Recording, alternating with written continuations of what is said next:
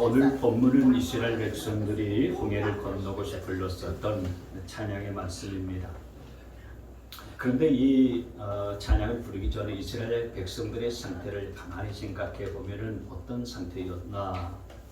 지금 뒤에는 애국 군대가 쫓아오고 있고 앞에는 홍해의 바다가 가로놓여 있는 그런 상태입니다. 그러니 두려움과 공포 그 자체였을 겁니다.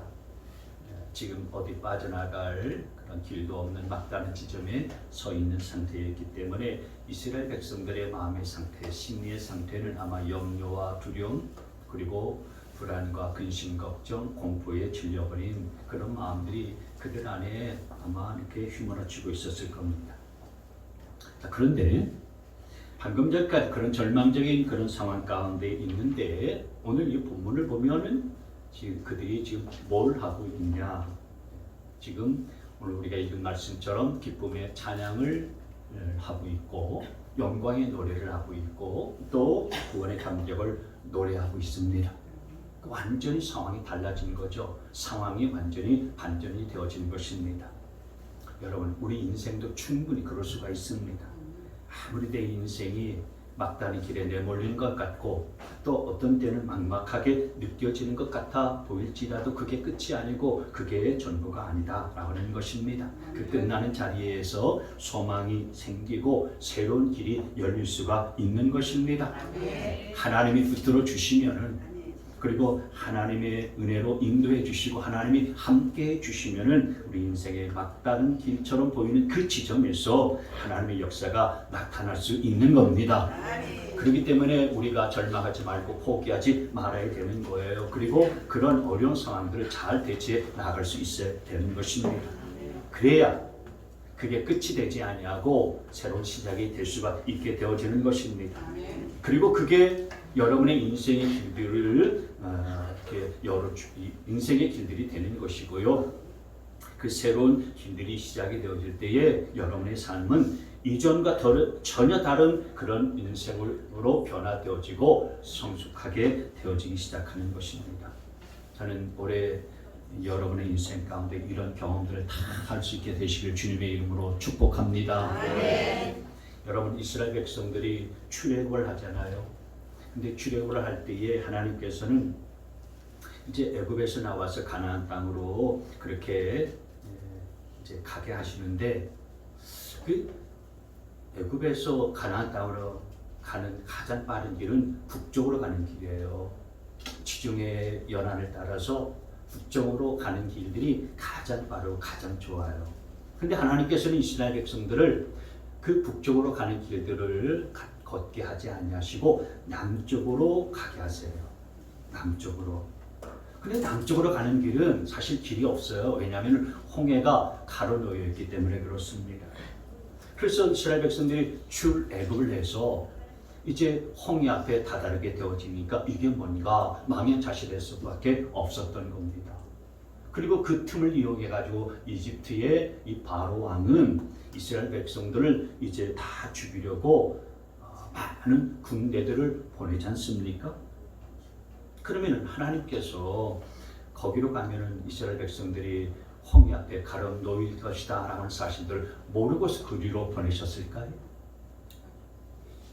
거기 가면은 홍해 앞에서 갈 수도 없고 뒤로 물러설 수도 없는 그런 지경에 애굽의 군대들이 뒤쫓아와서 이스라엘 백성들을 모조리 다 죽일 것이라는 사실들을 하나님이 모르시고서 이스라엘 백성을 그 홍해 가운데로 그렇게 보내셨겠습니까? 여러분, 하나님이 이스라엘 백성들을 보내셨으면 거기에 하나님의 뜻이 있고 하나님의 이유가 있는 줄 믿습니다. 아멘. 여러분, 우리는 하나님의 자녀죠. 아멘. 예수 그리스도를 나의 구주와 주님으로 영접한 사람들은 모두가 다 하나님의 자녀가 되는 줄 믿으시기를 바랍니다. 아멘. 그럼 여러분 다 예수 믿고 침례받고 하나님의 자녀 아닙니까? 이 맞습니까? 들립니까? 아멘. 하나님의 자녀 맞으시죠? 아멘. 하나님의 자녀인데 자녀인 내 삶 가운데 고난이 있다. 내 앞에 홍해같이 가로놓인 여러 가지 장벽과 난관들이 있다. 어려움이 있다. 삶이 정말 막다른 길에 내몰리는 것 같고 꽉 막힌 그런 상황 가운데 있다. 그렇다면은 아버지 되신 하나님께서 뭔가 다 뜻이 있지 않겠어요? 그렇게 하시는 데에는 하나님의 이유와 하나님의 그런 계획이 있지 않겠냐라고 하는 거예요. 이스라엘 백성들을 그 홍해 앞으로 가게 하신 거기에는 하나님의 뜻이 있고 하나님의 이유가 다 있는 것입니다. 여러분, 우리 삶에 종종 고난이 다가오잖아요. 근데 그 고난이라는 것은 마치 손님과 비슷한 겁니다. 여러분, 집에는 손님이 오지 않습니까? 어떤 집에는 많은 손님들이 오고 어떤 집에는 손님들이 드문드문 오지요. 그러나 손님이 안 오는 집은 없습니다. 다 드문드문 오든 손님들이 많이 오든 간에 다 손님이 와요. 여러분, 우리 인생 가운데 고난이라고 하는 것은 그렇게 손님처럼 찾아오는 순간들이 있는 것입니다. 그런데 여러분, 집에 손님들이 오게 되어지면 어떻게 대하십니까? 그냥 막 대하십니까? 아니면 그냥 평범하게 그냥 대하십니까? 손님이 오면은 평소보다 더 잘 대하고 더 잘 준비해서 정성껏 이렇게 대하지 않습니까? 예. 근데 오히려 이제 집에 찾아온 손님 때문에 당황해가지고 막 허둥지둥거리고 평소와는 전혀 다르게 행동하고 잘못 대하는 경우들이 종종 있잖아요. 중요한 손님이 만약에 여러분 집에 찾아왔는데 여러분들이 그냥 막 대한다면은 그냥 평소에 대하듯이 그렇게 대한다면은 어떨 것 같습니까? 그 손님이 나중에 나가서 이것저것 다니면서 사람들 만날 때마다 그 집안에 갔더니 막 이렇게 대하더라. 집안에 갔더니 사람을 막 우습게 여기더라. 안 좋은 소문을 내고 막 다닐 거예요. 그래서 그런 소문이 나고 그러면은 어디 쓰든지 간에 인정받지 못하는 사람이 되어져 버리는 것입니다. 근데 어려운 사람일수록 잘 대접하고 또 잘 맞이하게 되어지면은 그게 전화위복이 되어져서 그 사람들이 여러분들을 다시 보게 될 거예요. 그래서 여러분은 사람들 앞에서 새롭게 인정받는 그런 사람들이 될 수가 있는 것입니다. 무슨 얘기냐면은 고난도 그와 똑같다라는 거예요. 고난이 찾아오면 그걸 손님이라고 보시면 됩니다.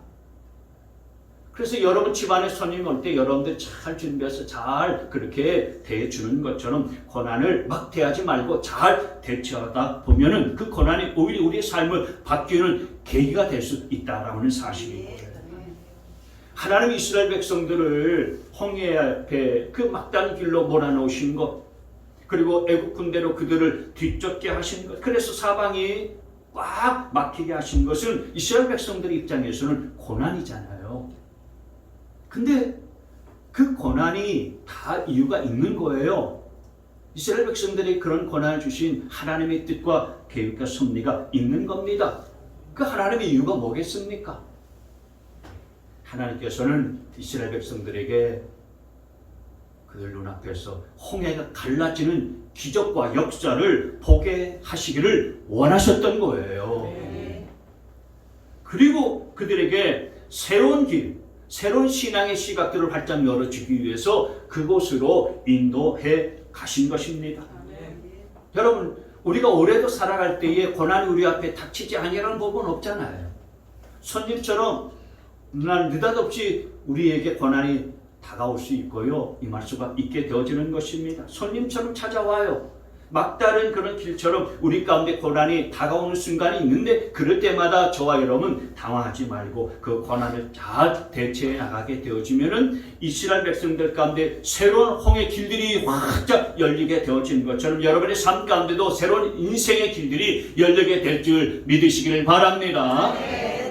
그래서 오늘 우리가 인생의 막다른 길 앞에 서 있을 때에 그 고난 가운데 서 있을 때 우리가 어떻게 해야 될까?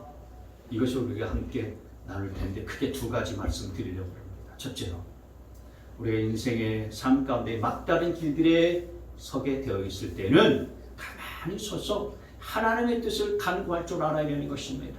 같이 한번 읽습니다. 자, 시작. 가만히 서서 하나님의 뜻을 간구해야 한다. 어떤 선택을 내가 먼저 하려고 하지 말고 일단 가만히 서서 기다리면서 하나님의 뜻을 간구하셔야 되는 거예요. 내가 뭘 자꾸 하려고 하지 말고 일단 가만히 있어야 되는 것입니다. 가만히 있는 것. 그게 인생의 막다른 길 가운데에 있을 때 저와 여러분들이 해야 할 일이에요. 오늘 우리가 읽은 이 본문 말씀, 출애굽기 15장 말씀은 모세가 이스라엘 백성들과 함께 하나님을 찬양하는 노래였잖아요.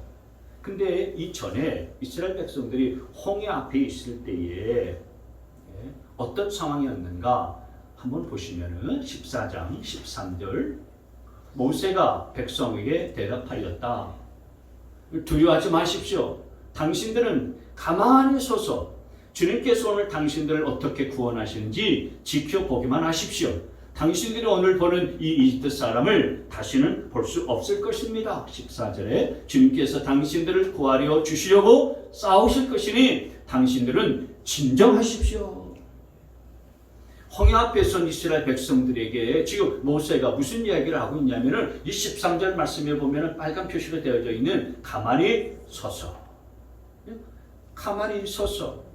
하나님께서 오늘날 우리를 어떻게 구원하시는지 지켜보기만 하라 이렇게 말하고 있는 것입니다. 가만히 서 있으라고 지금 말하고 있잖아요. 여러분 왜 가만히 있어야 될까요? 사람이 막다른 길에 놓여 있고 또 고난이 그 사람을 덮치게 되어지면은 사람이 어떻게 되냐면은 먼저 당황하게 되지 않습니까? 당황하게 되고요, 허둥지둥 되고, 그리고 또 두려워지는 것입니다. 그리고 염려로 생각이 꽉 차게 되어지는 것입니다. 마음이 급해지니까 어떻게 되는 것입니까? 막 허둥지둥 되고요. 허둥지둥 거리니까 정상적인 생각을 잘 하지 못하게 되고요. 엉뚱한 생각을 하게 되어지고 잘못된 생각과 잘못된 판단을 하게 되어지는 것입니다. 그래서 정말 그런 상황 속에서 우리가 진짜 해야 할 일을 하지 못하고 엉뚱한 짓을 그렇게 하게 되기 때문에 막다른 길에 내가 딱 몰렸다. 고난이 내 앞에 딱 닥쳤다. 그러면은 가장 먼저 가만히 서 있어야 되는 거예요. 당황하지 말고 허둥지둥 되지 말고 침착하게 가만히 있는 것이 중요한 것입니다. 그래야 정상적인 생각을 할 수 있게 되어지고요. 기본적인 그런 생각으로 돌아갈 수 있게 되어지는 것입니다. 그래서 여러분 홍해처럼 올 한 해 우리 앞에 막다른 길들이 딱 가로놓여 있게 되어지면은 오늘 이 말씀처럼 무엇보다도 여러분 가만히 계시기를 바랍니다. 가만히 계세요. 설치지 마시고. 여러분 우리가 뉴스를 보면 저는 어떤 때는 아주 안타까우기도 하고요. 화가 날 때가 뭐냐면은 꼭 누구한테 막 사기를 당하거나 속임을 당해가지고서 엄청나게 피해를 입고 손해를 보는 사람들이 대부분이 누구냐면 부유하고 안정적인 삶을 사는 사람들이 아니더라고요. 그렇잖아요? 대부분 보면은 어렵고 힘든 사람들이 막 고초를 겪고요. 그냥 어려운데 더 어려워지는 거예요. 엎친데 덮친 격으로요. 더 힘들어지는 것입니다. 대부분 이게 사기를 당하시는 분들을 가만히 이렇게 보니까요. 몇십 년 동안 열심히 직장에서 회사에서 일해가지고 퇴직하시잖아요. 그러면 그 퇴직금 가지고서 뭘 하려고 하다가 속임을 당하고요. 사기를 당한 분들이 굉장히 많아요. 왜 그렇겠습니까? 삶이 어려워진 분들은 삶이 어려우니까요. 급하니까 정상적인 판단과 생각을 잘 하지 못하는 거예요. 근데 누군가 그런 사람의 심리 상태를 아주 교묘하게 알기 때문에 그걸 가지고서 교묘하게 이용하면서 사기를 치는 겁니다. 이런 사람들의 힘든 상태들을 잘 아니까 그 마음의 상태들을 잘 이용해가지고요 아주 나쁜 제안을 하는 거예요. 그러면은 꼭 삶이 힘들고 어려워서 정상적인 판단이 어려운 분인 사람일수록 그런 나쁜 제안과 거짓된 제안에 쉽게 잘 넘어가는 거예요. 그래서 여러분, 삶에 정말 막다른 길들이 우리 앞에 놓여 있을 때는 우리가 뭔가를 선택하려고 하지 마셔야 되는 것입니다. 급하게 마음 먹지 말고, 급하게 뭔가를 결정하지 말고, 마음을 가라앉히고 정신을 똑바르게 차리고, 그리고 일단은 가만히 서서 하나님의 뜻을 간구하셔야 되는 것입니다. 그런데 여러분, 우리 믿는 사람들도 막상 이 같은 어려움이 닥치게 되고 내 인생 속에 막다른 길들에 내몰리게 되어지다 보면은 세상에 안 믿는 사람들이나 별반 다르지 않게 똑같이 행동하는 모습들이 있더라고요. 가만히 있어서 하나님의 뜻을 찾고 구하는 그런 행동으로 서 있기보다는 믿지 않는 사람들처럼 가만히 있지 못해요. 여러분, 오늘 본문 앞에 이스라엘 백성들이 지금 홍해 앞에 딱 가는 여기 있을 때에 어떤 반응을 보이고 뭐라고 얘기하는지 아십니까? 넘겨보시면은 모세를 원망하면서 말하겠다. 이집트에는 몇 자리가 없어서 우리를 이 광야에다가 끌어내어 죽이려는 것입니까? 우리를 이집트에서 끌어내어 여기서 이런 일을 당하게 하다니 왜 우리를 이렇게 만드십니까? 12절을 보시면 이집트에 있을 때에 우리가 이미 당신에게 말하지 않았습니까? 광야에 나가서 죽는 것보다 이집트 사람을 섬기는 것이 더 나으니 우리가 이집트 사람을 섬기기 그대로 내버려 두라고 하지 않았습니까? 지금 자기들이 죽게 된 이런 홍해 앞에 놓인 상황이 되어지니까 그들의 지도자인 모세에 대해서 원망하는 거예요. 불평하는 것입니다. 죽겠다는 거예요. 이 성급한 판단을 하고요. 성급한 이야기를 막 하는 것입니다. 여러분, 우리가 그래요. 여러분, 돈이 없어서 고난당하는 사람들 제일 먼저 누구를 찾아갑니까? 돈이 없어서 힘들면 제일 먼저 누구 찾아가요? 네? 부모 찾아가. 은혜를 찾아갑니다. 돈 있는 사람 찾아가지 않습니까? 그렇죠? 문제가 생겨가지고서 그 문제를 당장 풀어야 되는 사람은 누구를 찾아갑니까? 그 문제를 해결해 줄 수 있는 힘이 있는 사람 찾아가야 않습니까? 근데 여러분, 그런 사람 찾아가는 것도 물론 필요한 때가 있어요. 그래서 그런 사람들의 도움을 받아야 될 때가 없지 않아 있습니다. 근데 중요한 것은 사람이 먼저가 아니다라는 거예요. 사람을 먼저 찾아가는 것이 중요한 게 아니에요. 여러분, 사람을 찾아가서 우리의 삶의 해답이 나옵니까? 급하다고 허둥지둥대면서 나를 도와줄 것 같은 사람을 막 찾아가서 손을 내밀지 않습니까? 정말 손을 내밀면은 그 사람에게 돈을 꽉 쥐어주는 것입니까? 문제를 해결해 주는 것입니까? 우리가 급한 마음 때문에 막 성급하게 잘못된 판단을 하게 되고요.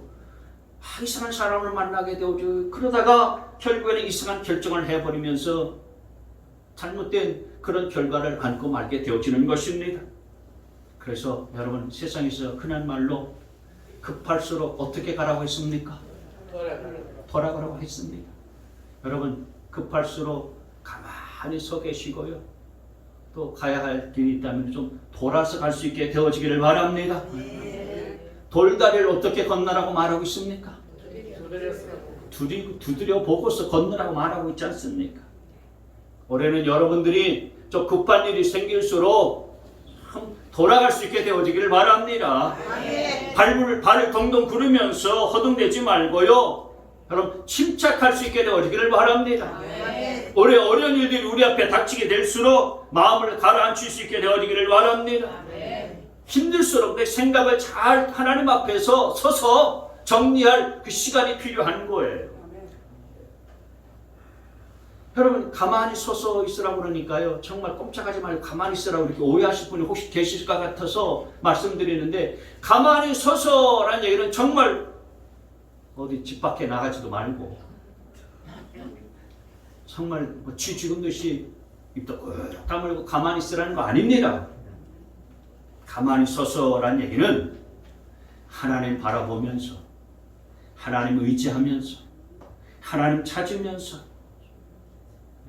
하나님 앞에 기도하면서, 아멘도 하면서 하나님께 매달리면서 하나님께 어떤 때는 땡깡을 쓰면서 그렇게 하나님 앞에 천히 기도하고 성급한 결정을 내리지 말고 하나님의 뜻을 간구하고 찾아야 된다는 말씀인 것을 믿으시기를 바랍니다.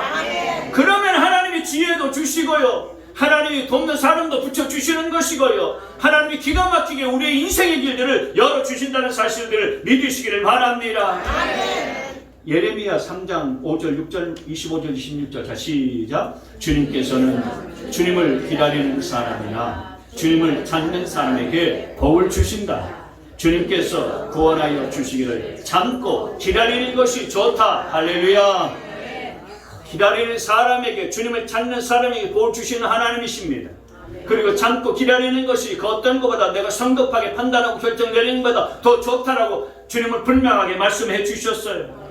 그러니 가만히 서서 하나님 앞에 기도하고 간구하면서 하나님의 뜻을 찾는 사람에게는 올해도 하나님께서 막다른 기회에 새로운 길들을 열어주시고 새로운 영적인 시각이 열려져서 여러분의 인생이 홍해처럼 열려지는 축복들을 허락하여 주실 것을 믿습니다. 따라서 여러분 올해 내가 막다른 길에서 뭘 하려고 하지 말고 일단 내 마음 가운데에 불편함이 있고 어려운 일이 있고 또 급한 일이 있을수록 정말 가만히 서서 하나님을 바라보면서 기도할 수 있게 되어지기를 바랍니다. 아멘. 하나님의 뜻을 구할 수 있게 되어지기를 바랍니다. 아멘. 그렇게 하다 보면은 하나님은 평강의 하나님이시잖아요. 아멘. 샬롬의 하나님이십니다. 아멘. 샬롬. 하나님의 평강이 내 마음 가운데 찾아오게 되어지는 거예요. 아멘. 그러면은 마치 여러분 태풍이 불지라도요, 태풍의 한 복판은요 고요하거든요. 태풍의 한 중간은 정말 참참하고 고요함이 있어요. 그거 마찬가지로 내 삶의 환경은 정말 태풍이 몰아닥치는 것처럼 어렵고요, 또 막다른 길들이 내몰릴 같은 그런 힘들고 고달픈 그런 상황과 환경이라고 할지라도 내가 가만히 있어서 하나님 앞에 기도하고 하나님의 뜻을 간구하다 보면은 하나님의 평안이 내 마음 중심을 주장하게 될 것을 믿으시기를 바랍니다. 그래서 내 마음의 평안이 올 때에 비로소 내가 어떤 결정을 하고 판단을 하게 되어지고 그때에 사람을 만나야 올바른 사람도 만날 수 있게 되어지는 것이고요, 옳은 결정을 할 수 있게 되어지는 줄 믿으시기를 바랍니다.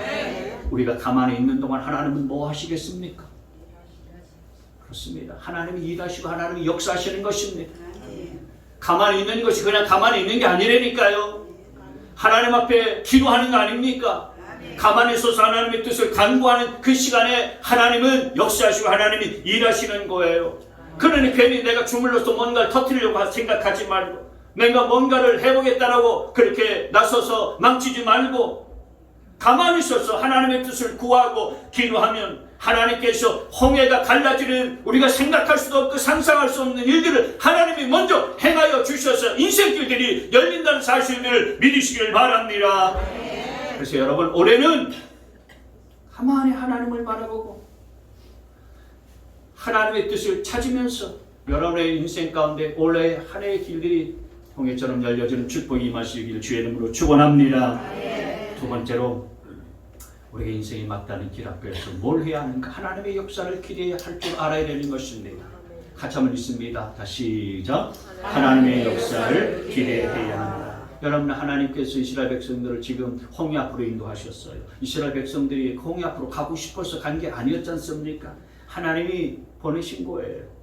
근데 여러분, 하나님이 보내신 것이라면 하나님의 뜻이 있지 않겠습니까? 하나님의 계획과 하나님의 섭리가 다 있지 않겠어요? 여러분, 그 자리가 아무리 고난이 있고 그리고 아무리 힘들고 어려운 문제가 있다 할지라도 그리고 막다른 길이라고 할지라도요, 거기로 하나님께서 보내셨으면은 하나님의 이유가 있는 것이고요, 하나님의 뜻이 다 있는 거예요. 그 하나님의 이유와 하나님의 뜻이 뭐겠습니까? 홍해를 가르는 기가 막힌 기적이에요. 하나님은 그리로 보내셔서 하나님이 행하시는 역사를, 기적을 이스라엘 백성들이 목도하기를 원하셨던 겁니다. 마찬가지예요. 우리도 하나님의 사랑하는 자녀들 아닙니까? 하나님께서 저와 여러분을 오래 형통한 길이 아니라 어떤 때는 막다른 길들로 인도하신 거죠. 어떤 때는 고난의 자리, 시련을 겪는 그런 자리 가운데로 그렇게 보내셨다면은 그것도 하나님의 뜻이 있다는 것을 기억하실 수 있게 되어지기를 바랍니다. 거기에 하나님의 섭리와 하나님의 계획이 있다는 사실을 여러분 믿으셔야 되는 거예요. 그래서 그 자리에서 내가 절망하지 아니하고 하나님의 뜻과 하나님의 역사심을 기대하게 된다면은 하나님은 반드시 이스라엘 백성들 앞에서 홍해가 열려지는 역사를 보여주셨던 것처럼 여러분의 인생길도 열리는 축복을 허락하여 주실 것을 믿습니다. 그래서 여러분 우리 믿는 사람 하나님의 자녀에게는 고난이 고난으로 끝나는 법이 없어요.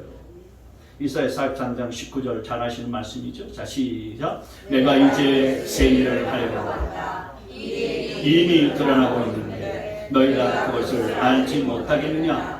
내가 광야에 길을 내겠으며 사막에 강을 내겠다. 아멘. 여기 보세요. 하나님께서 광야에 뭘 내겠다고 말씀하십니까? 길을 내겠다고 하셨어요. 사막에 뭘 내십니까? 강을 내십니다. 여러분 광야에 무슨 길이 있고 사막에 무슨 강이 나겠습니까? 이것은 사람이 상상할 수 없는 거 아니겠어요? 그러나 하나님께서 나를 그 사막으로 보내고 광야로 보낸 것은 하나님의 뜻이 있는 거예요. 그 광야에 내가 길을 내고 사막에 강을 내는 이유가 다 있다. 여러분 이걸 믿고서요. 여러분 우리가 하나님의 역사를 기대하게 되어지면 하나님이 놀라운 이런 일들과 역사들을 반드시 행하려 믿습니다. 광야에 길을 내고 사막에 강을 내는 이 하나님의 역사는 누가 경험하게 되는 것입니까? 하나님을 기대하는 자가 경험하게 되는 줄 믿습니다. 하나님의 역사하실 것을 기대하고 소망하는 자가 반드시 이런 놀라운 일들을 보고 경험하게 되어지는 거예요. 오늘 말씀은 모세의 찬양이지 않습니까? 홍해를 건너고 모세와 이스라엘 백성들이 함께 불렀었던 찬양의 노래가 바로 오늘 본문이에요. 근데 왜 홍해를 건너고 난 다음에 이 찬양을 불렀을까요? 모세가 왜 이 찬양을 만들어서 이스라엘 백성들과 함께 노래하고 함께 이 찬양을 올려드렸을까요? 1차적인 이유는 이스라엘 백성들을 애굽 군대 손에서 건져주시고 홍해를 만땅처럼 건너가게 하신 그 하나님을 찬양하고 하나님께 영광을 돌리기 위해서 이 찬양의 노래를 지었고 이스라엘 백성들과 함께 불렀던 거예요. 근데 그게 1차적인 이유지만 또 다른 이유가 있어요. 그게 뭐냐면은 인생 가운데에 우리 인생 가운데에 홍해가 이번 한 번뿐만이겠느냐? 홍해가 이번 한 번뿐만이겠느냐? 인생을 살아가다 보면 광야 길들을 걷다 보면 막다른 길이 이번 한 번뿐이겠는가? 이번 한 번만으로 끝난가? 그렇지 않다는 거예요. 고난은 뭐와 같다고 그랬습니까? 손님과 같다고 그랬잖아요. 손님은 또다시 찾아오는 것처럼 우리 인생의 고난도 또다시 찾아오는 거예요. 우리 인생이 막다른 이런 길들이 홍해 길처럼 우리 앞에 펼쳐질 수도 있는 것입니다. 그때 하나님의 자녀들은 뭘 해야 하는 것입니까? 오늘 이같이 모세와 이스라엘 백성들이 찬양의 노래를 부른 것처럼 우리 하나님의 백성들도 그 순간에 찬양의 노래를 해야 되는 거예요. 이 노래를, 이 찬양을 힘껏 불러야 되는 것입니다. 왜요? 이 찬양을 하면서 하나님이 행하신 역사들을 다시 기억해야 되기 때문에 그런 것입니다. 그렇구나. 아, 맞아. 우리가 홍해 앞에 서 있을 때에 하나님께서 그 홍해를 기가 막히게 갈라주셨지. 우리가 상상하지도 못했었던 일들을 하나님이 벌여주셨지. 우리가 인생의 막다른 골목길에 서 있었을 때에 하나님께서 새로운 길들을 열어주셨지. 그래서 애굽의 군대의 그 칼날에서부터 우리를 살려주셨고 우리를 구원해 주셨듯이 지금 이 어려운 순간의 고난 속에서도 하나님은 우리를 건져주실 거야. 우리에게 길을 내어주시고 우리에게 홍해처럼 새로운 길들을 마련해 주실 거야. 우리를 죽이려고 덤벼는 그들을 하나님께서는 능히 무찌르고 이기게 만들어 주실 거야. 이런 찬양을 부르면서 우리가 하나님의 역사를 기대해야 되지 않겠습니까? 그래서 여러분, 우리 인생은 막다른 길들을 두려워하지 마세요. 물론 하나의 또 내 앞에 어떤 고난이 닥친다 할지라도 그 앞에서 우리가 무수하거나 염려하시면 안 되는 것입니다. 그 가운데서 하나님의 역사하실 것들을 우리가 기대할 수 있어야 되는 것입니다. 그래서 그 하나님의 역사가 일어나는 것들을 내가 경험하고 하나님 앞에 찬양과 영광을 돌릴 수 있는 저와 여러분이 될 수 있게 되어지기를 바랍니다. 이런 삶의 간증이 우리 가운데 있어야 되는 거예요. 여러분, 우리가 해마다 다니엘 기도회를 하지 않습니까? 그래서 우리 교회 11월 달에는요, 다니엘 기도회에 집중을 하기 때문에 새벽 기도회, 수요 기도회, 중보 기도회 대신에 이 다니엘 기도회에 집중하면서 우리가 기도하고 있습니다. 근데 다니엘 기도회 강사들 간증을 하는 걸 들어보세요. 얼마나 은혜되고 얼마나 도전이 됩니까? 참 대단하다. 간증이 참 너무너무 좋다. 그리고 정말 감동적이다. 그런 생각 들지만은요, 한편으로는 목회자인 입장에서 제 생각은 솔직히 그런 생각이에요. 우리 교회 성도들에게도 저번보다 다 기가 막힌 간증들이 차고 넘쳤으면 얼마나 좋을까. 그런 생각이 늘 있어요. 그래서 제가 기도도 그렇게 기도를 합니다. 여러분, 간증을 들으면서 우리 은혜도 받고 도전도 받습니다. 그런데 저와 여러분들이 그런 간증을 듣는 데서 그치지 말고 우리도 부르짖고 기도하고 하나님의 역사를 기대하면서 간증의 주인공이 되어야 되지 않겠습니까? 제가 종종 그런 얘기합니다. 남의 간증 듣기만 하지 말고 은혜 받는 것도 중요하지만은 내 간증이 있어야 그것이 더 중요하고요, 더 귀한 영적 자세인 줄 믿으시기를 바랍니다. 근데 다니엘 기도회 간증 강사들도 있는데요, 거기 사회 보실 목사님들이 있잖아요. 사회 보실 목사님들이 계세요. 저 사회 보시는 목사님들은 누군가 다니엘 기도회에 참여하는 교회들이 17,800여 개 교회들이 되는데, 저 목사님들은 어떻게 뽑혀가지고 저기서 사회를 보는 거?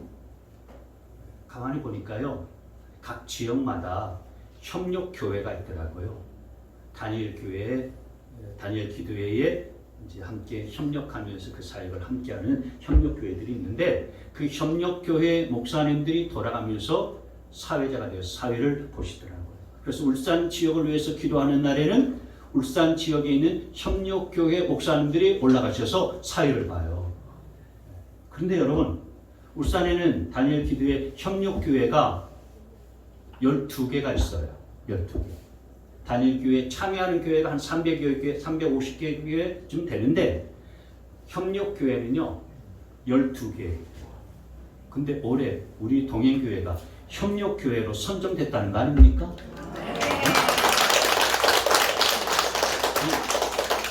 지난 11월 달에 칭찬 세미나 오신 그 유병걸 목사님이 협력교회 목사님이세요. 그래서 재작년에 다니엘 기도회 때 여러분 아시겠습니다만 유병걸 목사님이 울산 지역 이제 기도하는 그날에 사회를 보셨어요. 사회를 보셨어요. 그래서 그 목사님이 추천을 해주셔서 우리 교회가 올해부터 다니엘 협력교회가 돼서 제가 30일에 서울 오륜교회 다니엘 기도회 협력교회 협약식에 올라가게 됐습니다.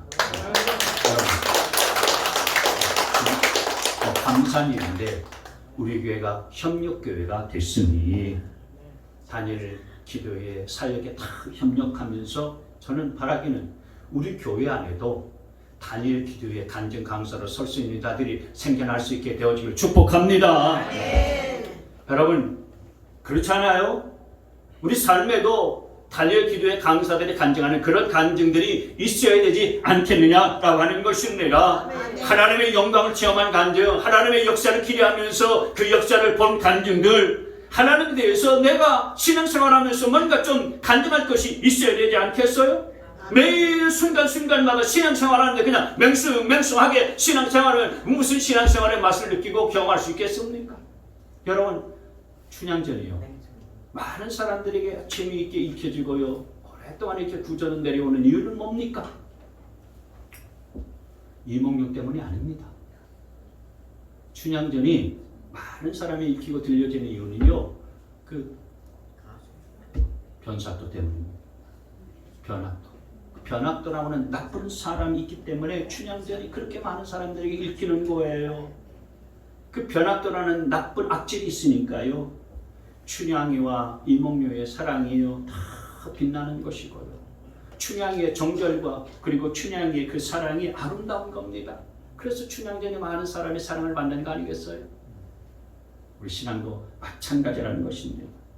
맨날 밋밋하고 그냥 편안하기만 하면 그 신앙에 무슨 의미가 있냐 말입니다. 그 다른 사람들에게 무슨 도전이 되고요, 다른 사람들에게 무슨 간증이 되고 무슨 증거가 되겠어요? 올해는 그렇기 때문에 여러분의 고난 속에서도요, 하나님의 역사를 기대하여서 기막힌 삶의 간증들이 넘쳐나고요, 하나님을 자랑하는 간증들이 수두룩하게 생겨날 수 있게 되기를 주의 이름으로 축원합니다. 우리 교회 새벽 기도회에 제 아내가 이제 데리고 와서 한 달 넘었나요? 한 2달 됐나요? 기도하시는 집사님 한 분 계세요. 큰 교회 나가시는 집사님이세요. 근데 이 집사님의 남편이 그 중소기업을 경영하시고 계시는 사장님이시고 대표세요.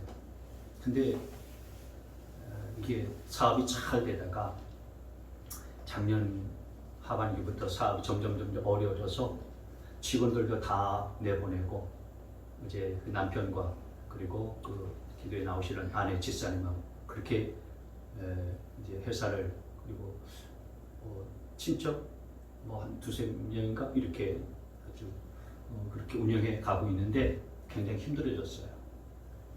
근데 이 집사님이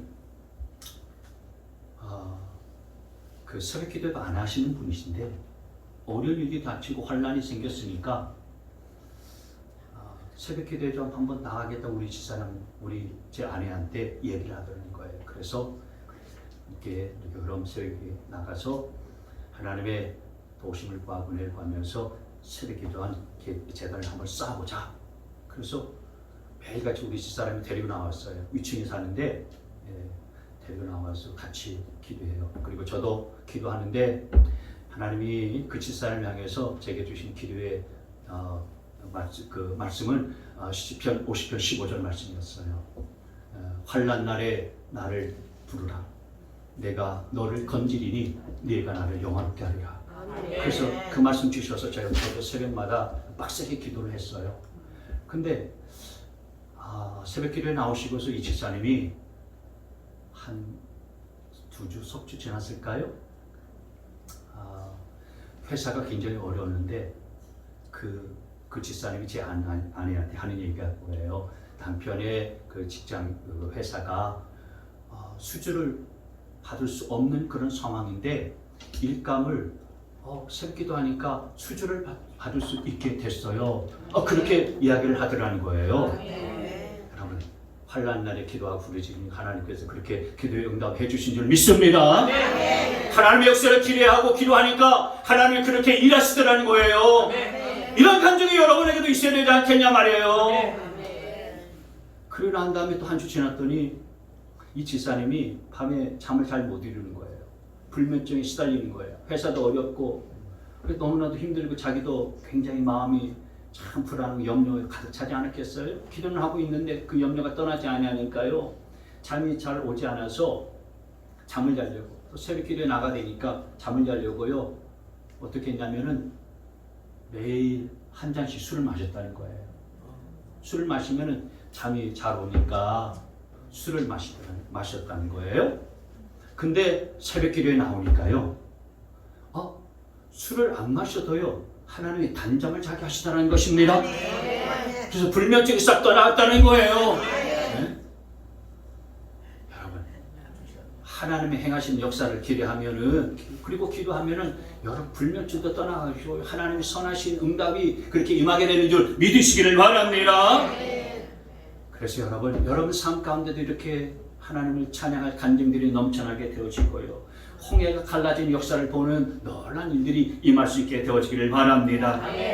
올해 여러분, 저와 여러분의 삶 앞에 홍해가 나타날 수가 있어요. 어려움이 있을 수도 있습니다. 문제가 생길 거예요. 헤쳐고 나아가야 될 산이 딱 버티고 서 있을 수도 있을 겁니다. 삶의 막다른 길과 고난이 따를 수도 있을 거예요. 그러나 저와 여러분 앞에 홍해가 놓여 있을지라 하나님께서 이 홍해의 길들을 가르실 것을 기대하시기를 바랍니다. 홍해를 가르셔서 새로운 길들을 열어주실 것을 믿으시기를 바랍니다. 홍해는 갈라집니다. 반드시 갈라지는 거예요. 기대하셔야 되는 것입니다. 소망을 가지시기를 바랍니다. 그리고 기도하시기를 바랍니다. 하나님의 자녀들은 기도한 대로 되는 것이고 기대한 대로 되는 것이고 소망한 대로 이루어지는 것입니다. 왜 그렇습니까? 우리 아버지는 창조주 하나님이시기 때문에 그런 거예요. 우리 아버지는 전능하신 하나님이시기 때문에 그런 것입니다. 우리 아버지는 이세사장 19절의 말씀처럼요, 광야에 길을 내고 사막에 강을 내시면서 기가 막힌 인생의 역사를 이루어 가시는 분이시기 때문에 그런 것입니다. 이 하나님의 역사를 기대하며 소망하면서 믿음으로 나아가다 보면 홍해에 갈라지는 역사를 보게 될 것입니다. 올해 여러분의 막다른 인생길에서 가만히 서서 하나님의 계획과 하나님의 길의 섭리를 기대하면서 나아가게 되어질 때 올 한 해 우리의 삶은 놀라운 홍해가 상상할 수 없는 홍해가 갈라지는 새로운 길들 열려지게 되어질 줄 믿습니다. 올해 그 기적의 역사를 보고 또 기적의 주인공들로 아름답게 서게 되시기를 우리 주님의 이름으로 축원합니다.